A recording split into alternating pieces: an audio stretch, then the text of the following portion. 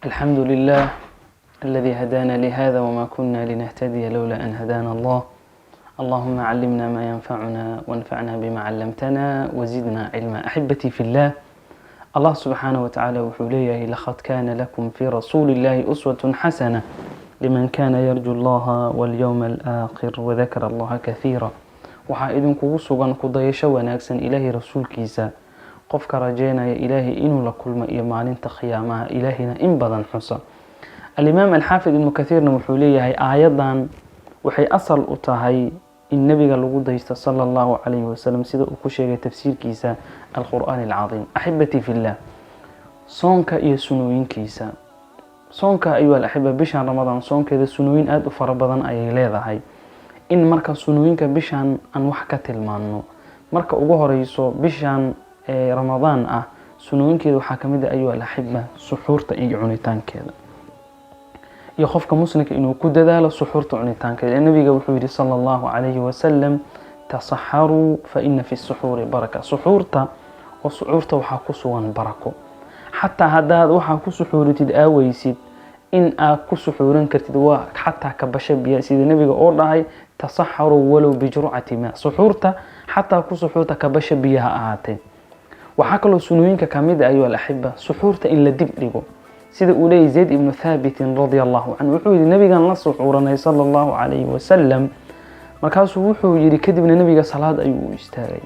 Anas wuxuu Zayd weydiiyay marka meeqa daqiiqo ayaa u dhaxaysay aadaankii fajrka iyo suxuurta, markaasuu wuxuu yiri waxa u dhaxaysay qadar 50 aaya, 50 aayadood inta la akhriyo kale waa 5 daqiiqo ilaa 6 daqiiqo in la eg ayaa marka u dhaxaysay. marka in suxuurta la dib dhigo iyadana waxay kamid tahay sunooyinka soonka ay kamid tahay. waxaa kaloo sunooyinka soonka kamid ah ayuu al-ahibatu fillah afurka in la dedejiyo, oo nabiga wuxuu dhahay sallallahu alayhi wasallam la yazaalu an-naasu bi khayrin ma ajalu al-fitr. dadka kama zuulayaan inay dedejinayaan afurka, kama zuulayaan khayr ayuu yiri nabiga sallallahu alayhi wasallam. marka suxuurta in la dedejiyo, hadii mar habeenkii uu soo qaabilo maalintiina ay daba jeediso nabiga dhaayda aqbala layla min haahuna wa adbara an-nahar min haahuna faqad afdara as-saa'im.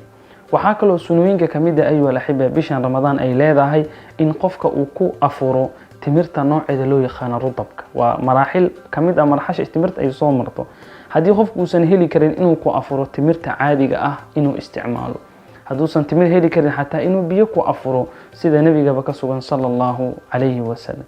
waxaa kaloo kamid ah bishan Ramadaan ayuu al-ahibba sunooyinkeeda qofka sooman inuu leeyahay dacwatu mustajaaba, duco ama baryo ilaahi uu ka aqbalay ma intuu sooman yahay oo dhan, inuu marka qofka ku dadaalo inuu ilaahi baryo oo wuxuu rabo u weydiisto adduunyo iyo aakhira ku saabsan. waxaa kaloo si khaas ah u yimid markii qofka uu afuro kadib inuu ku duceysto ducadan, sida Abdullah ibn Umar radiyallahu anhu nabiga uu ka wariyay. nabiga markuu afuro wuxuu sallallahu alayhi wasallam inuu dhihi jiray dhahaba at-tama'u wabtalat al-uruq wa thabata al-ajru insha Allah. oonkii waa tagay, xididihina way qoyin, ajirkana waa sugnaaday insha Allah haduu ilaahay raali u ka noqdo. waxaa kaloo kamid ah soonka sunooyinkiisa ayuu al-ahibba in aad loo badiyo quraan akhriska. waa bishii ilaahay quraanka uu soo dejiyay shahru ramadaan alladhi unzila fihi al-quran. bishan Ramadaan waa bishii ilaahay quraanka uu soo dejiyay. qofka muslimka ah marka cala al-aqal bishan dhexdeeda waa inuu xataa hal mar quraanka uu dhameeyo, inuu bilaabo quraanka hal mar uu dhameeyo. khaasatan wuxuuna jaanis heli karaa salaada subax ama salaada duhur ama salaada casr gadaashooda. ilaa maghribkiina afurka lagu mashquulsan yahay, cishihina taraawixda lagu mashquulsan hal juz xataa cala al-aqal.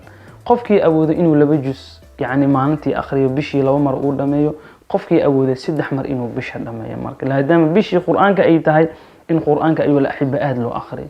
waxaa kaloo sunooyinka kamid ah bishan ayuu al-ahibba in dadka la afuriyo. qofka ilaahi